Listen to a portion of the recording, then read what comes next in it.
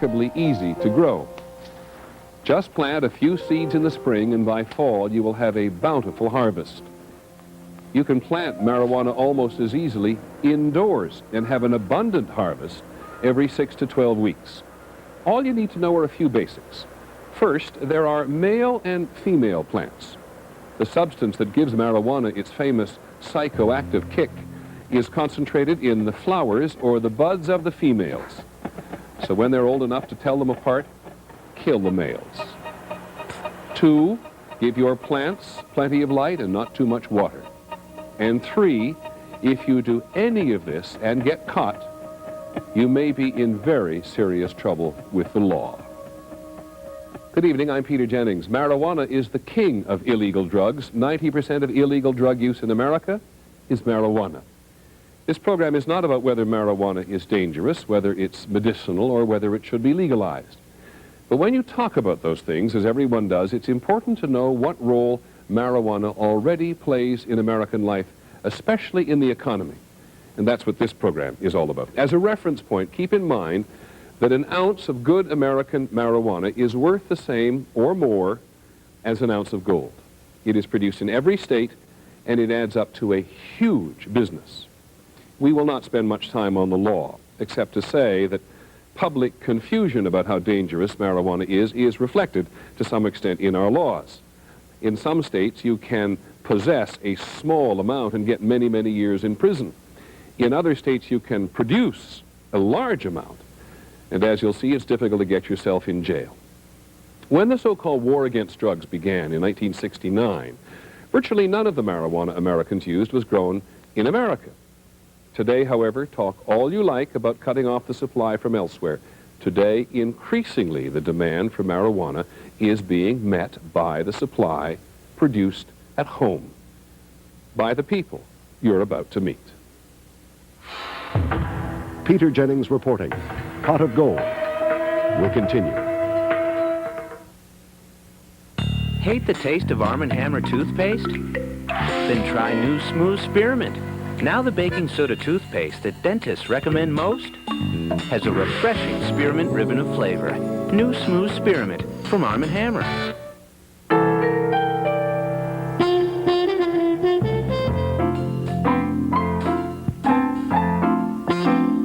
Dodge Caravan not only offers a convenient driver's side sliding door, it's cleverly designed to hold the sliding doors open, even when you're parked on the steepest of hills. Try it out for yourself, if you're ever so inclined. Dodge Caravan, just as original as the original. 1, 2, 3. It's Red Lobster's Lobster Fest, with the lowest Lobster Fest prices in 5 years, and new lobster dishes like double stuffed lobster, plus all your favorites. It's Lobster Fest at Red Lobster.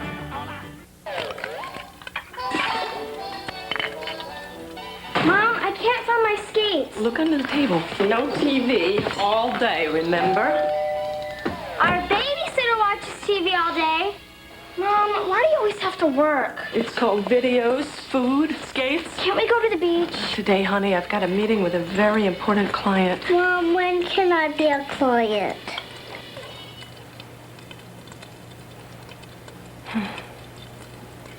You have 5 minutes to get ready to go to the beach, or I'm going without you.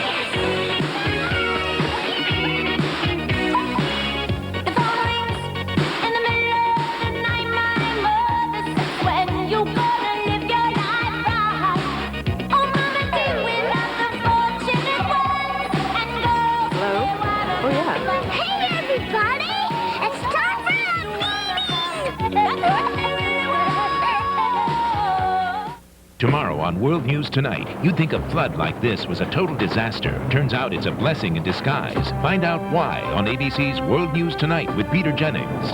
It began as sex over the phone. Did you think of what it would be like to be with me? Yes. And became an obsession. I know what you want. But when his wife is murdered... You didn't kill my wife! Is she just his alibi? Tori Spelling, Jason Brooks, Alibi, ABC Sunday. He faked his own death. He started a new life.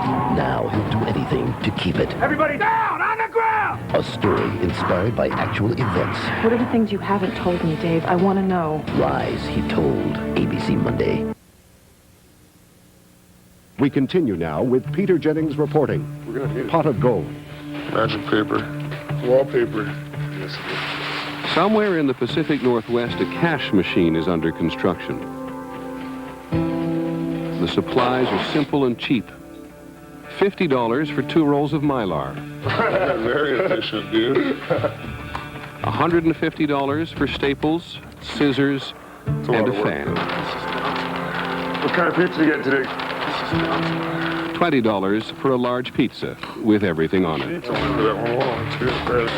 And $1,500 for 6 sodium halide lights. To put a light together. Total cost $1,720. A meager investment if you consider that every month and a half this room will produce 6 pounds of high-grade, homegrown marijuana, which can be sold for $26,400. At the end of the year, this room will produce at least $200,000 in tax-free income. I'm in it for the money. There's some good money, and it's out there, and it's, if I don't do it, someone else is going to do it, and that's how I feel about that. And this is just one grow room. Imagine the whole country. In the past, the government has estimated that it eradicates 10, maybe 20% of the marijuana produced in the United States. Using that as a guide, Americans are producing marijuana worth somewhere between $20 and $40 billion every year. We are talking about what may be the largest cash crop in America. We started in the Northwest because it is the regional capital of indoor marijuana growing. The president of the Washington State Narcotics Officers Association is Roger Lake. I supervise a drug task force, and I have 6 detectives. We could work indoor marijuana grows 8 hours a day, every day of the year. There's that much growth here? Yes. Do you know how much? Do you have some estimate of how many people are growing? I don't know. I just know that there are so many multiple conspirators in marijuana grows that we can't deal with them. I'm going to hit this jump right here. By Roger Lake's definition, these are marijuana conspirators. A group of friends who play by day and grow by night. They're all in their early to mid-20s, some already with families. No one grows more than 99 plants because growers know that if they're caught with 100 or more, they face severe mandatory federal prison sentences. We set out to understand how and why these young entrepreneurs came together to grow marijuana. According to the law, they are joined in a criminal enterprise. On a show of hands, how many of you are in it for the money? I can't say I'm not, because it is part of it. The money's good. I don't like the contract. From the shadows, 6 out of 9 raised their hands. You can make as good of a living as you care to make. Yeah, there's getting by, and then there's huge. I plan on making around $35,000, $40,000 this month. This month? This month. $35,000 or $40,000 this month? About 9.5 pounds that'll be mine, yeah. And I am only... Do any of the rest of you make that kind of money? I don't make that kind of money. I make double that in a year. So you can make $70,000 a year? 100,000 minus costs. This enables you to be different? Absolutely. It allows you to step away. It allows you to step back and enjoy your life. And take. We'll call him Frank. He created the group. He grew up in Orange County, California, in an upper-middle-class family. Well, I always say my dad was George Bush's brother. You know, he looked like George Bush. He acted like George Bush. He voted for George Bush. And my mom was Beaver Cleaver's mom. 8 years ago, Frank left home and moved north. He was homeless at first, and he began to sell other growers marijuana until he saw the advantages of growing it himself. I currently have an operation. I try and keep it under 100 plants. Every 3 weeks, I harvest approximately 2 pounds, ideally, and the wholesale price on 2 pounds would be about $8,000. So $8,000 every 3 weeks is close to $100,000 a year. How much time do you spend worrying about the law? The first time that I got busted, I hadn't even gone to my court date, and I'd already rented another house and had set up in there because it's the only when you're a busted grower, really your only option is to set up another operation in order to afford your legal fees and court fines and everything else. It's just the obvious thing to do. Eventually, Frank was busted a second time, and he was looking at 15 years in prison. But he had a good lawyer, and he ended up serving only 26 days in jail, which he put to very good use. Jail was a very interesting experience for me. It was in that meditative environment that I came up with the idea that I needed more people to help me grow the amount of pot that I wanted to grow. So I came up with the idea of creating a co-op and just encouraging people to grow themselves instead of having me try and supply everybody. When he got out of jail, Frank went looking for associates. Using his own marijuana stock, he offered free cuttings and his own expertise to several people he trusted. One person he involved we'll call Mary. My friend introduced me to Frank. He just came over to my house one night to meet me and look at my house and see if it was a decent house for that kind of operation. And he was, Frank was just really excited that a girl wanted to do it. And he was happy to help. He was so much help. Taught me everything I know, pretty much. Mary, like Frank, grew up in California. She first smoked marijuana with her mother when she was 15. In her house, marijuana was a family value. When we were kids, my parents would have dinner parties and they'd have friends over. And after dinner, they'd all sit around the couch and they'd smoke like the cigarette that smelled funny. And they'd always call us in to entertain them. I remember I'd always make them laugh really hard, and I thought I was really funny and cool, but later on I figured out they were high. Mary wouldn't let us photograph her grow room. Instead, she provided us with this tape. Basically, the way I figure out how much you make is by how many lights you have. I have 5 lights in the bud room, so, you know, I'm expecting between 15 and 20 grand over the next month, and yes, I'm making too much money for what I do, but it's not wrong. It's not hurting anybody, you know. How many of you have parents who you know use marijuana? 90% of you. You, yes. Eric? When I was little, my dad was growing marijuana. And I'd seen it. I didn't really know what marijuana was back then. I'd just seen the plants. Dad was downstairs in the garage or something. Eric's father grew marijuana to smoke. Eric and his wife Tracy began growing marijuana a year and a half ago for the money. This room, which he started building with his friend just 4 hours ago, will soon be filled with plants from some of Frank's cuttings. Eric and Tracy say that growing marijuana gives them time as well as money. Get up in the morning with my boy. I help my other boy get off to school. I might boat, snowboard. I kind of enjoy the day. Some days I have my days. I always do what I want every day. Our kid goes to school and he's in swimming lessons, and, you know, we grocery shop, and we you know, people come over and they hang out, and, you know, the regular stuff that everyone does. We don't go to work. Last year, my first year, I made $64,000. And then now I figure to make a couple $100,000. You're a real honest-to-God marijuana entrepreneur. Money's good. These are money trees. I don't know whoever said money didn't grow on trees. They don't know what trees to look at. In just a few short years, Frank says he's taught 50 to 100 people how to grow, and he's helped them get started with cuttings from his own plants. Frank is very deliberate in subverting the marijuana laws, which he believes to be wrong. The police consider Frank and other growers criminals, but it is not easy to catch them. Well, you had the amperage hooked up, you had the vents hooked up, you had the lights there. You had what lights? What are you talking about? You had halide lights back there. No, I didn't. Okay. You also On the day we were with them, the local drug task force had a hard time of it. No, we talked about it. We talked about it then. But I don't see any evidence of that, so we'll be out your way. All right? Okay. Thanks a lot for letting us look around. Okay. Roger Lake often says that there is at least one grower on every block in some parts of western Washington. He says that 90% are never caught. Still, he goes after them. For one thing, seizing their assets keeps his department going. Several people have told me that you like to make marijuana busts because you get good cars. And you keep driving those cars around. There's some truth to that, yes. If we don't seize real property or personal property, we don't have any money to operate. Our task force is funded by a federal grant. The federal grant covers 75% of the salaries for the detectives. The 25% remaining and our day-to-day operating budget comes from asset forfeiture. We talked to a group of growers, all in their 20s.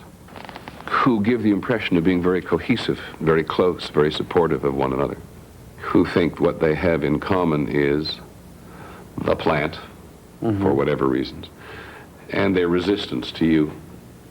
We've worked large marijuana conspiracies. Upwards of 20 people involved, 5 different places where they're growing marijuana, into the millions of dollars of assets, and that will be a close-knit group. Is it fair to say that they're a step ahead of you, or are you a step ahead of them? They're a step ahead of us, probably 2 or 3 steps ahead of us. The reason we're out here is we got some information. Apparently what brought them here today was a false lead. Might be manufacturing marijuana. We get The first time you get busted for marijuana, what happens to you? Normally what happens, first-time offender for a marijuana grower, this isn't somebody just smoking a joint. This is someone that's growing marijuana to distribute, sell, avoid income tax, avoid everything, and sell to usually youth. They'll get community service. Second time? Second time they might get 3 to 7 days. Third time? I don't know. It's just not enough. So I think you're telling me, Mr. Lake, that if I wanted to grow marijuana, I could move to your neighborhood and operate pretty much with impunity. Yes. And make a lot of money in the process. Yes. And you'd never really bother me. I'd try to, but no, the reality is no, we probably wouldn't catch you, but you would be living a miserable existence.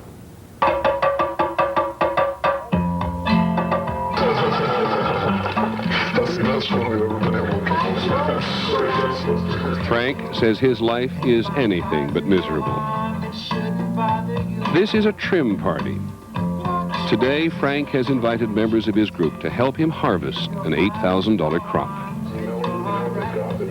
It's just pretty simple. You just cut the plants down, trim the plants up, hang them up to dry, bag them up, sell it. I sell it to my good friends, they sell it to their good friends, they sell it to their good friends, and that's the end of it.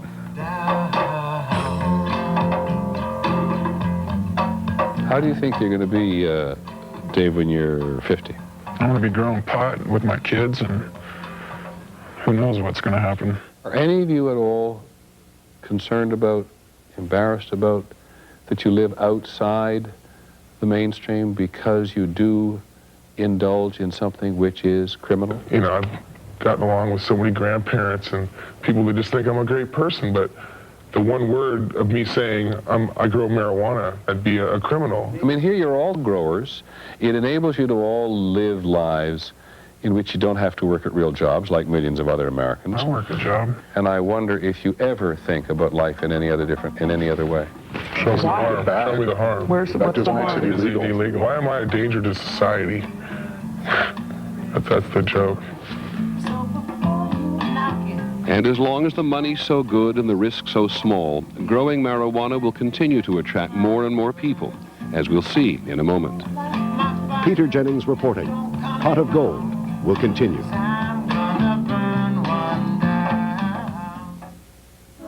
No matter how pure a soap claims to be, it will dry out your skin. Dove is not a soap. In fact, its moisturizing lotion leaves you feeling softer, smoother, more like you. Phew, that foot odor.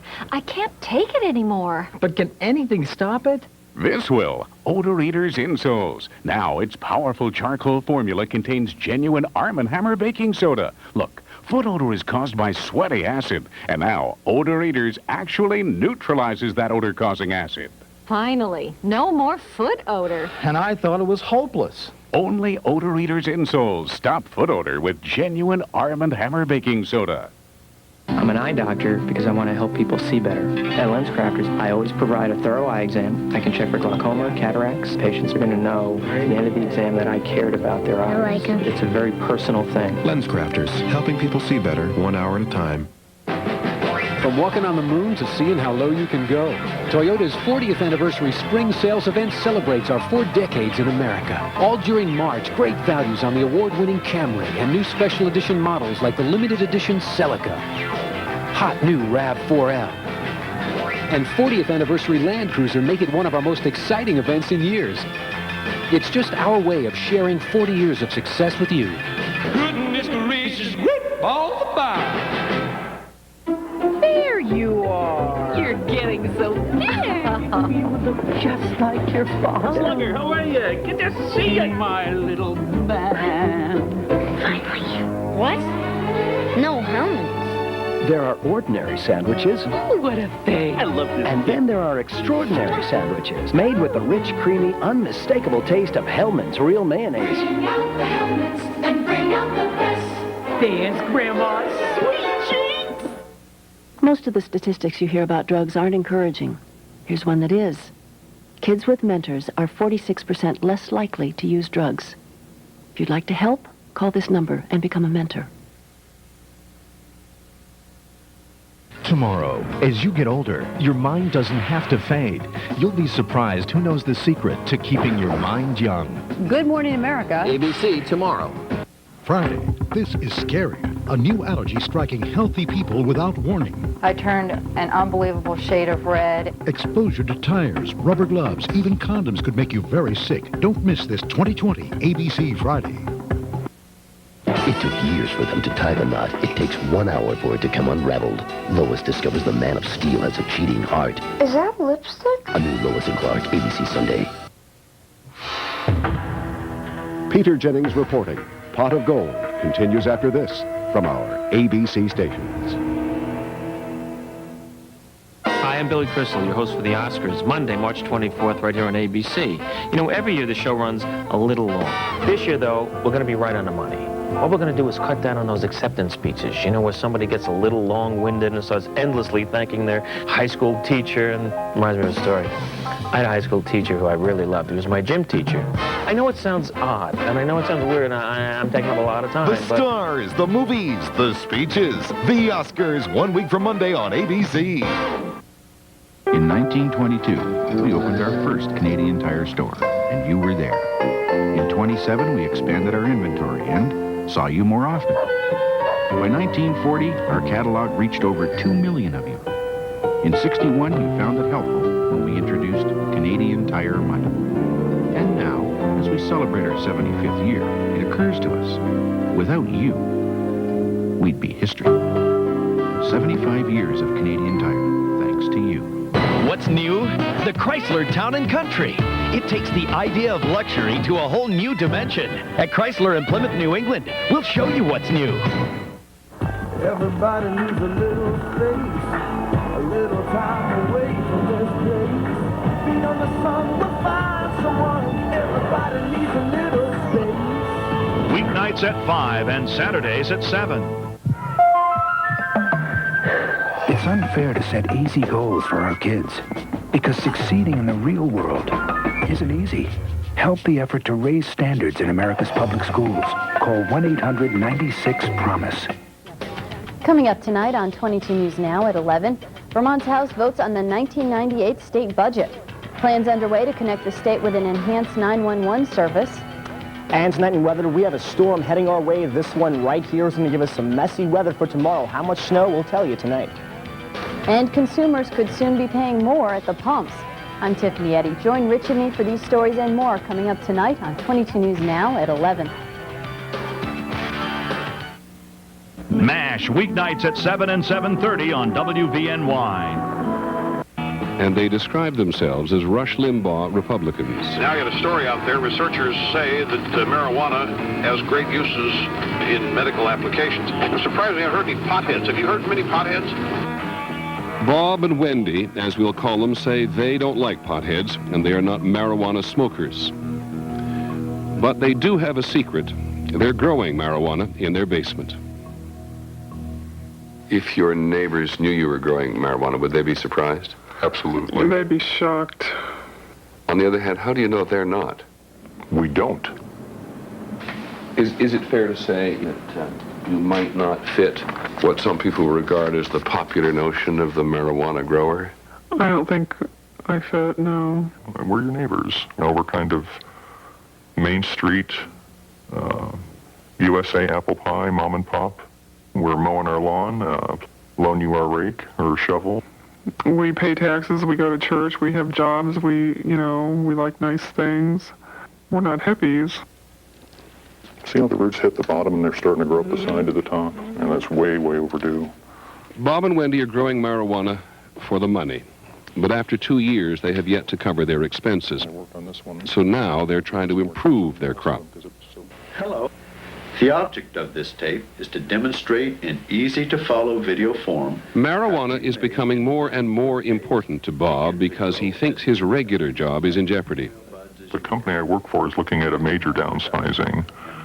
And it's very possible I could be caught up in this. If this can sustain us between jobs, or until I find suitable employment, or stop a foreclosure on a house, this could be an absolute godsend in our lives. This room produces about 4 pounds every 2 weeks. Am I overstating it when I say that you're afraid of your economic future and that marijuana is the answer for you? We hope that it will be. It hasn't been yet, but we think it will be. Well, how about the notion that you are leading a criminal life? I don't like that. We're not criminals. You are criminals. I can't say that we've ever sat down together and said, let's discuss, gee, do you realize we're living outside of the law or that we're criminals? I've never viewed it as that, and maybe because I'm caught up in the growing and the aspect or the prospect of growing something that I can make money with. Many different people grow marijuana. The reason is always the same, that it's lucrative. Jeff Stewart used to grow marijuana, and he knows there can be consequences. In 1990, Stewart was arrested for growing marijuana, and because he was tried and convicted in federal court, he served 4 years and 4 months. Today, he works for a lobby group in Washington dedicated to sentencing reform. Stewart understands why Bob and Wendy are doing what they're doing. Suddenly, here's a stream of income. And most people confronted with a stream of income are going to think twice about walking away from it. Most of the people that I encountered in the federal prison system were marijuana growers that had grown and grown and grown until they had been apprehended. But they are probably a minority among marijuana growers. The others are still growing and haven't been apprehended. Last fall, Bob and Wendy decided they would risk some of their modest savings in search of better marijuana seeds. So they invested in a trip to Holland. Every year, the American magazine High Times, a journal dedicated to the appreciation of marijuana, holds a marijuana trade fair here. They call it the Cannabis Cup. You say, I love the Cannabis Cup. Cannabis Cup. White Rhino. White Rhino. What was it like? What was the trip like, Wendy? There was a bunch of hippies. I'd never been around that many people like that before. We just kind of stayed to ourselves and looked around, and I think we stuck out there. Yeah. Yeah, we were kind of from another planet, I think. In fact, Bob and Wendy didn't stand out that much at all. There were many others here like them from all over the world, interested in learning more about marijuana. Okay, let me ask you this, my friend. What are you selling here? What's the deal? They come to the Netherlands because authorities here tolerate marijuana, and it's a $4 billion a year industry. We talked to a Dutch seed seller, Daniel Cohn, who told us the seed business is booming. It's better than selling diamonds. It's better than selling cocaine. It's better than selling whatever. The profit margin is so nice. You can make it yourself just because you have it and you're the only place to get it. They come to get it.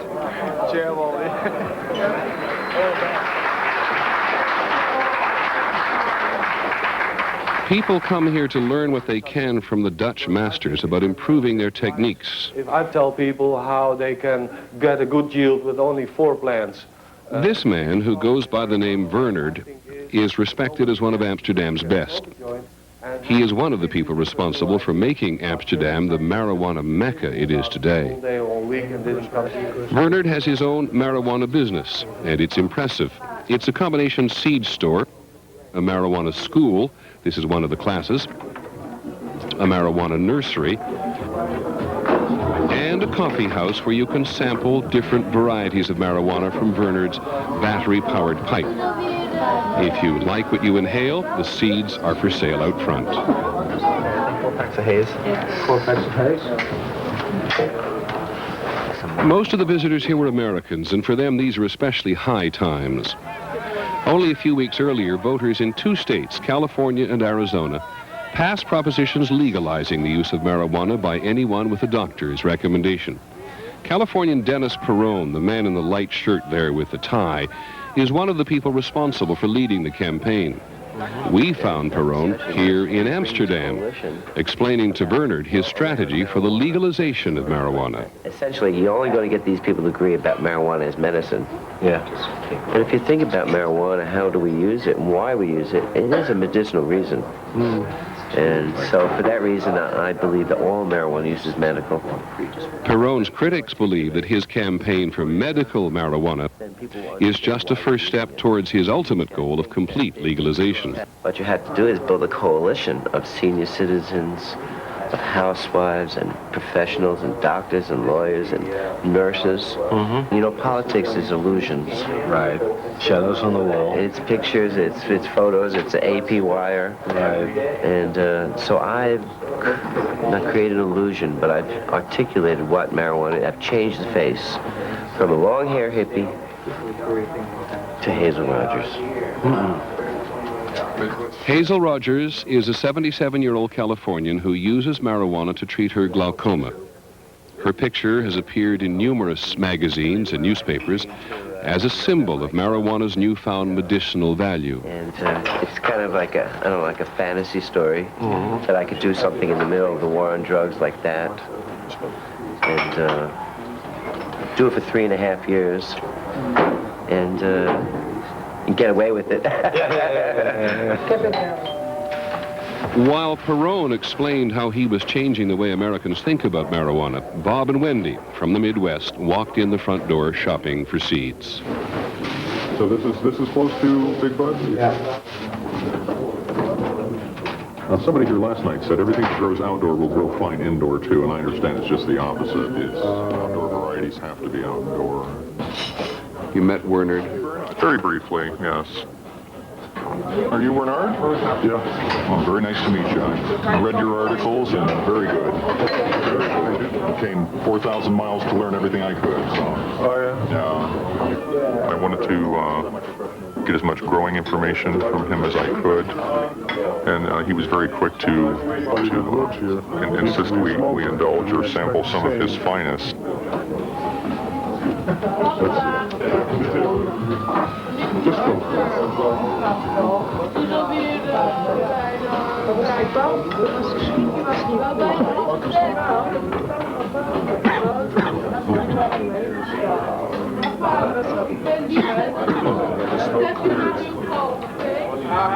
Burn my eyes. Don't worry.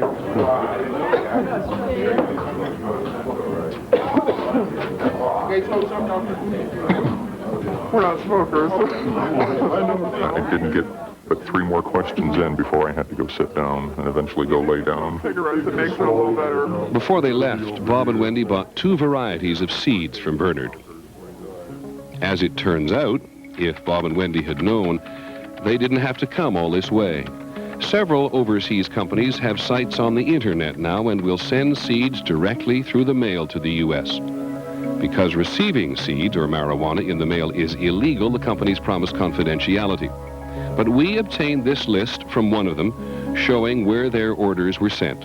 In a 4-month period in 1995, 5,198 seeds were sent to 201 American towns and cities in 40 states. Meanwhile, Bob and Wendy were smuggling the old-fashioned way. During their week-long stay in Amsterdam, they bought 60 seeds for $235. You scared?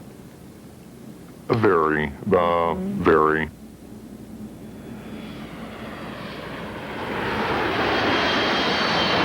When they returned to the United States, Bob and Wendy had a scare, a 90-minute strip search at customs.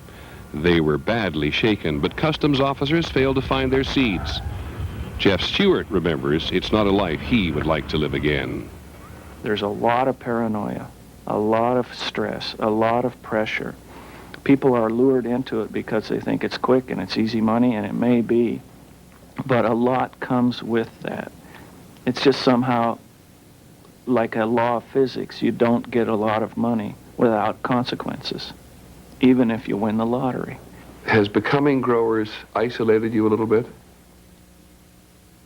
A little bit. At times, it can dictate, you know, when you can turn a light on and when you can't. There's a big risk, and we know that, but we don't really have a lot of company. And they spend a lot of time in their basement caring for their new plants.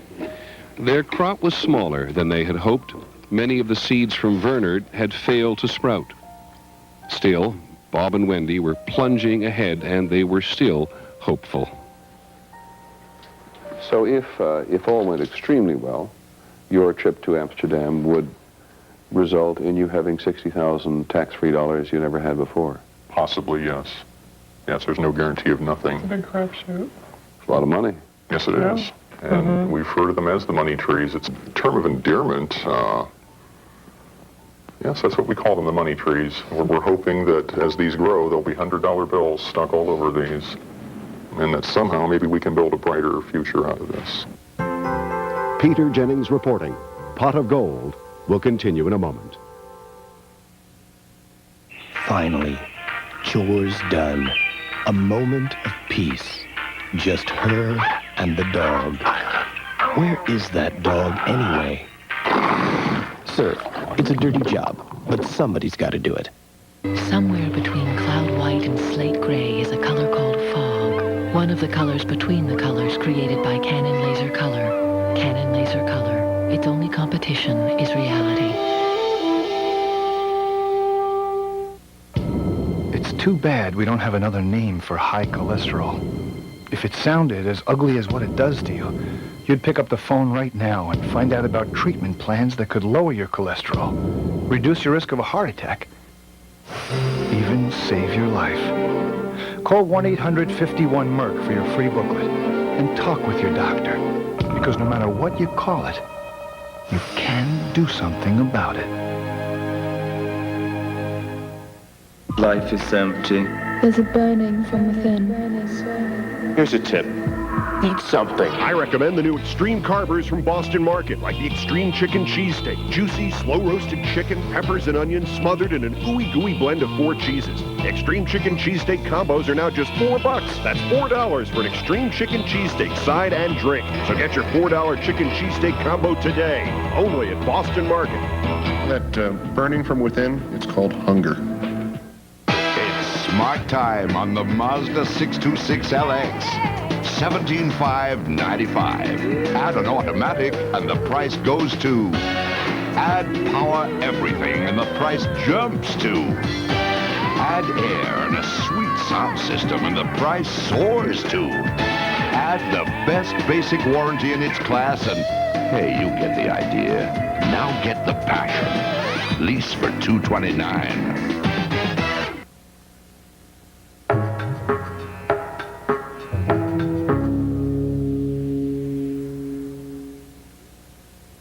ABC Late Night tonight. On Nightline, the latest wrinkle in the military's sexual misconduct scandal. Can the Army police itself?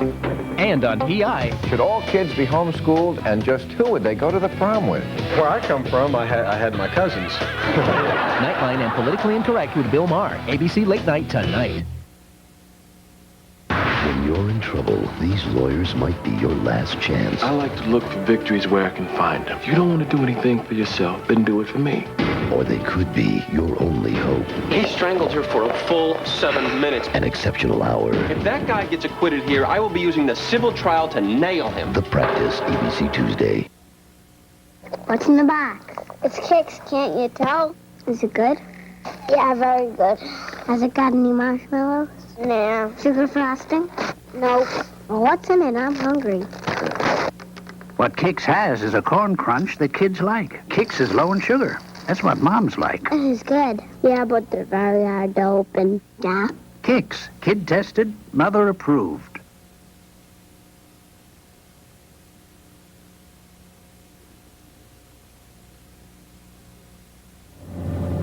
Peter Jennings reporting. Pot of Gold continues. We are over southern Georgia with a state-sponsored drug task force. We came down here just when this year's outdoor marijuana was ready to be harvested.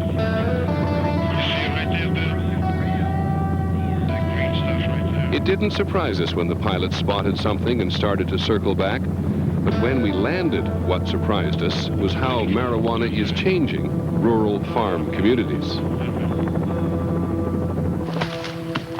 When planted outdoors, marijuana can grow 10 or 12 feet high. The plants here were near maturity. They were tied down to the ground to prevent them from being too easily seen. 151. There were several hundred plants here, and this seemed like it was a big day for the local police. Yeah, you're too squat down there. That's the county sheriff, Bucky Hayes, on the left, and the local town's police chief, Jimmy Carter, posing with a marijuana plant for a souvenir photograph. Hang on, let me get a couple more. It looked to us like a very strong case. A working irrigation line ran from the marijuana to a farmhouse spigot. Somebody we thought was clearly in trouble. But there was something about the arrest.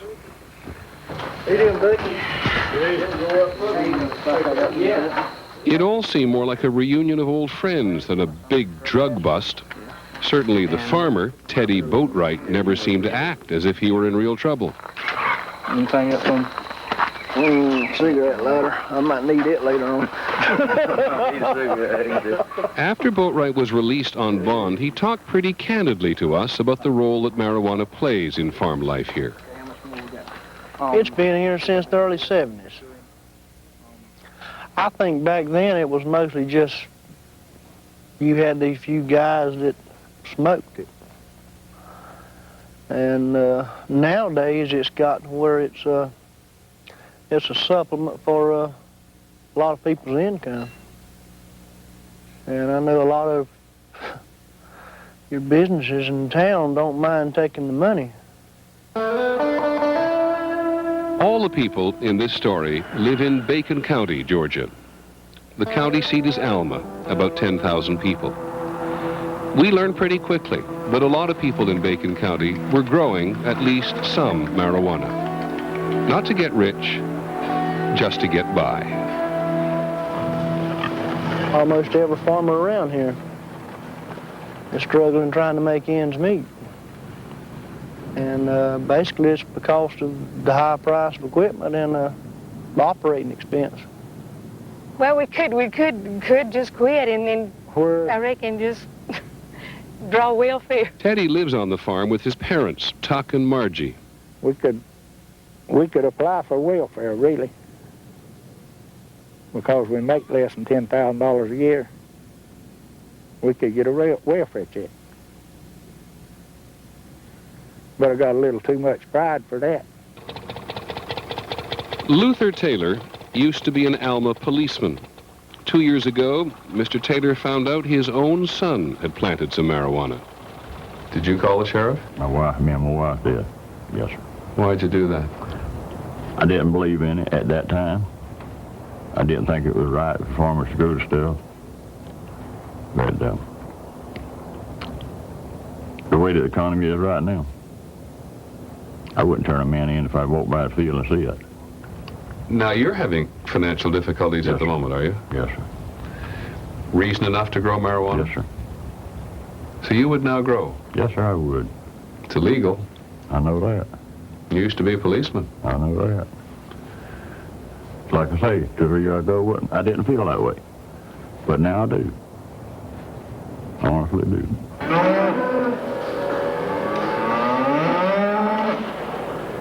A few years ago, Gordon Taylor was in a tight spot, and so he grew some marijuana. He pointed out to us that marijuana was the most profitable crop he could plant. Tell me the value of marijuana as a crop. As a crop. Dollar and cents per plant. You could generate 1 pound of marijuana off of a plant. And you could sell that today anywhere for $2,500. That 1 plant. How's that compare to corn? Oh, it's a blowaway. It would take you several acres. Your profit off of corn right now might be $50 an acre. That one plant of marijuana will turn you $2,500 with a $10 input. That's the only commodity that a farmer's got in South Georgia that he puts a price on. There's no problem putting our price on marijuana. That's thunder we're hearing, of course, but it seems to pretty much reflect the difference between the marijuana price and the corn price. There's a lot of difference. There's a lot of difference.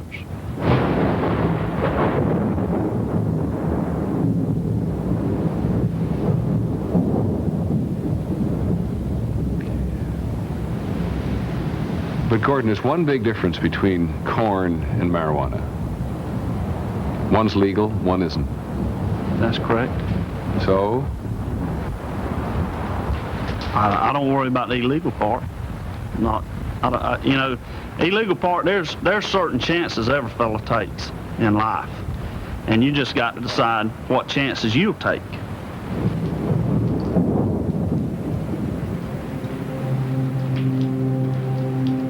Not long ago, there was a man who took Bacon County's marijuana farmers head-on. From 1987 to 1993, Chief Deputy Sheriff Larry Tanner went on an anti-marijuana crusade. His own videotapes document how well he did. We didn't plant this dope. Somebody else planted it. Send this guy to jail. Thank you. Tanner employed all the techniques of big city drug cops.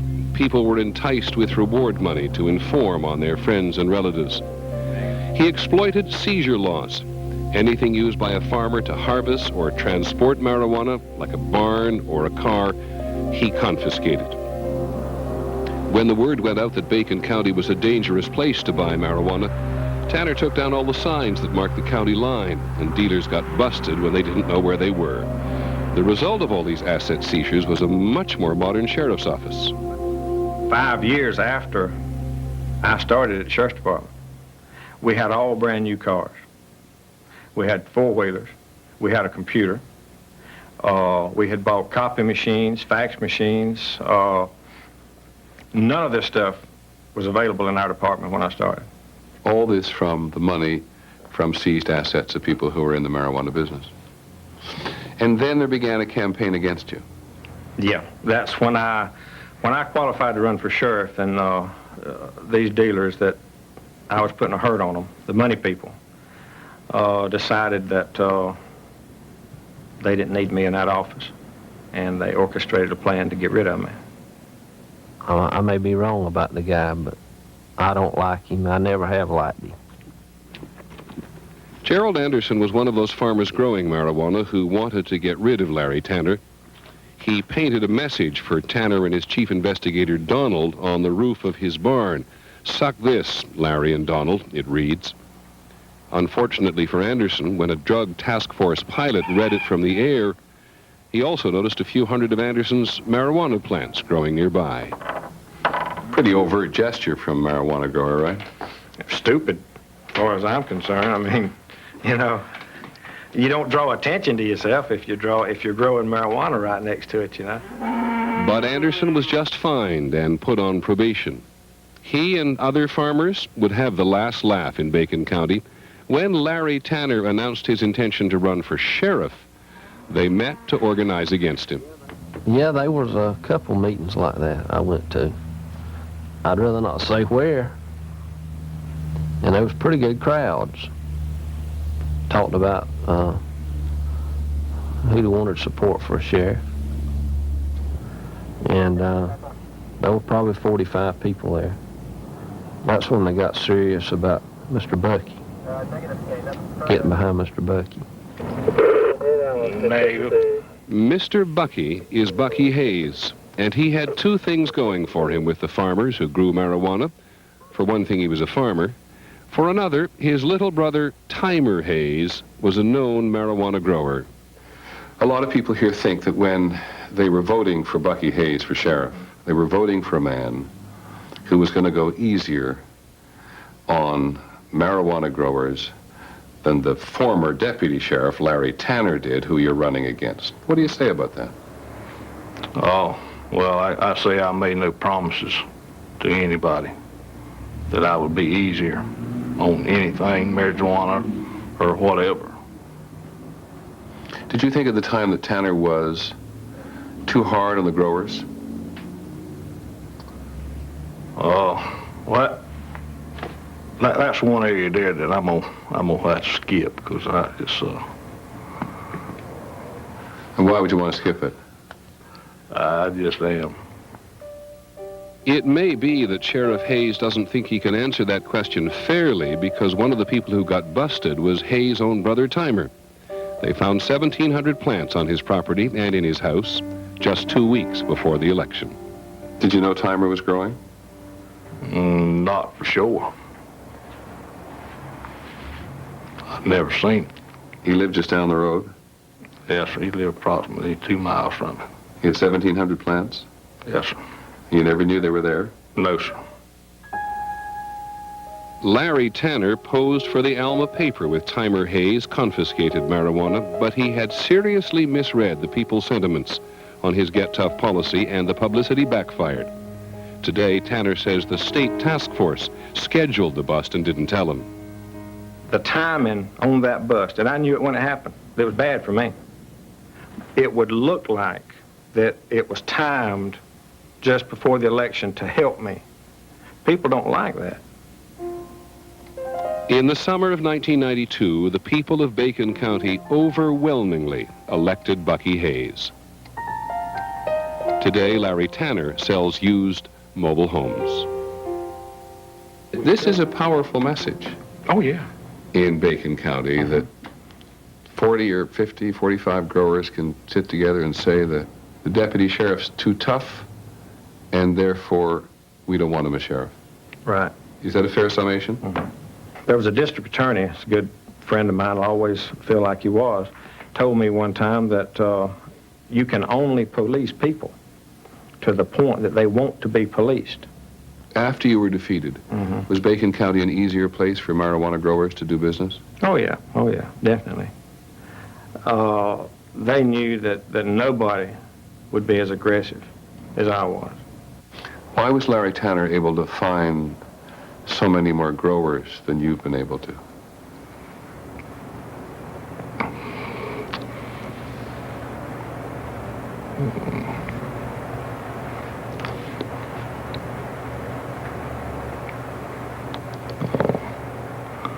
I couldn't answer that either.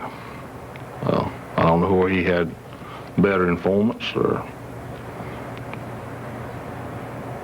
what the problem is. And how tough were you on marijuana growers after you were elected sheriff? Oh.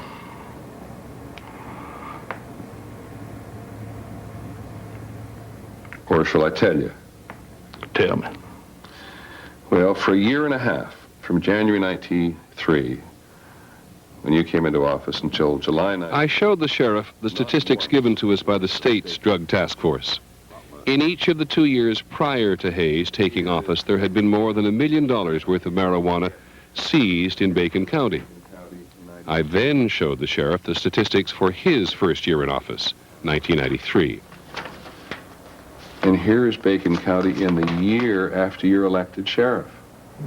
Zero.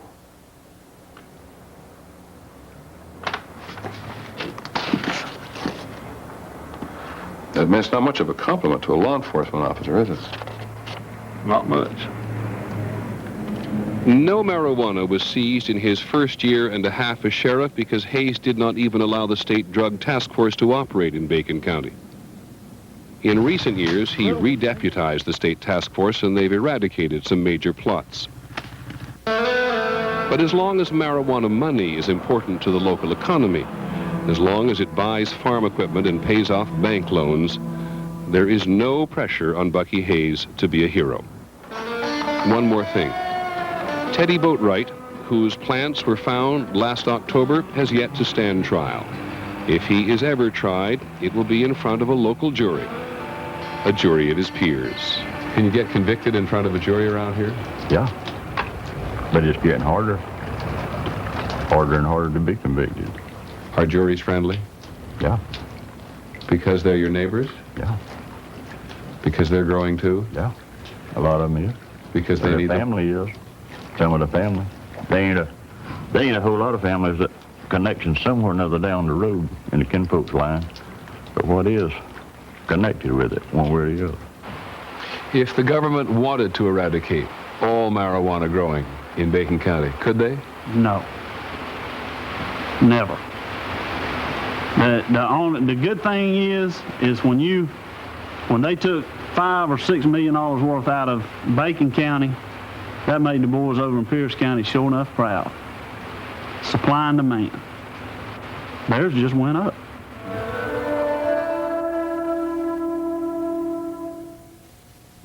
Good evening, everyone. Straight ahead in weather tonight on 22 News Now. We have a messy day coming up for Friday as this low-pressure area moves towards our region. Some snow, some sleet, a whole mixed bag. The details of the forecast in the 5-day. It's all tonight at 11.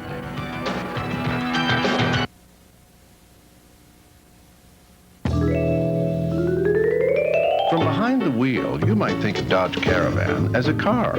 Probably because in some ways it is. Its cab-forward, wheels-to-the-corners design makes it stable and sure-footed, a lot like a car. Its advanced suspension makes it nimble and agile, a lot like a car. With all the utility of a spacious four-door van, all of which suggests we got the name right. Caravan. Just as original as the original. I use Tylenol. I do. For backaches, fever, lots of things. But for headaches, I found something better. Excedrin. You don't have to listen to me. There's medical research that proves Excedrin relieves headaches better. So, I mean, I'm still going to use Tylenol for some stuff. But if Excedrin's better for headaches, I'm going to use Excedrin for headaches. Excedrin, the headache medicine, also available in gel tabs. With more than $272 billion in sales over the last 25 years, Kodak is the world leader in imaging. Now picture this. More than $1 trillion in real estate transactions makes the Century 21 system #1 in real estate. And when you're this big, you can do things others can't, like average a home bought or sold by our customers every minute, every day. No wonder, in a nationwide survey, homeowners chose Century 21 as the leader in real estate by 6-1 over the nearest competitor. Call #1, Century 21. Hate the taste of Arm & Hammer toothpaste? Then try new Smooth Spearmint. Now the baking soda toothpaste that dentists recommend most has a refreshing spearmint ribbon of flavor. New Smooth Spearmint from Arm & Hammer.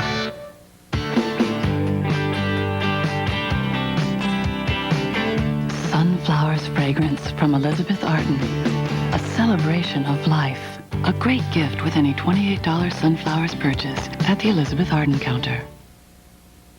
A couple of things before we go. We think the government is absolutely right that we must educate our children not to do drugs, including alcohol and tobacco. But that's an obvious policy. We've also learned that marijuana is no longer simply associated with the so-called drug culture. And like it or not, marijuana for profit, now has roots in mainstream America. This leads inevitably to a discussion about legalization or tougher laws. That debate is intensifying.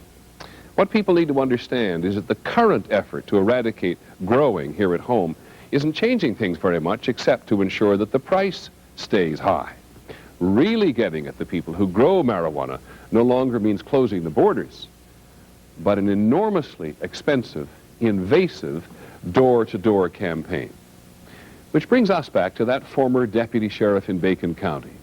He reminded us that you can only police the people as much as they are willing to be policed. And how much is that?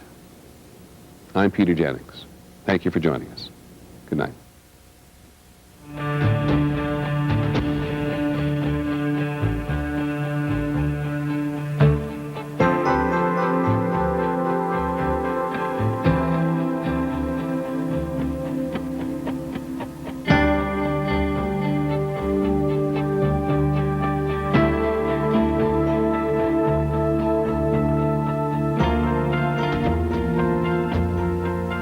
To order a video cassette or transcript of Peter Jennings reporting, call 1-800-913-3434. This has been a special presentation of ABC News. More Americans get their news from ABC News than from any other source.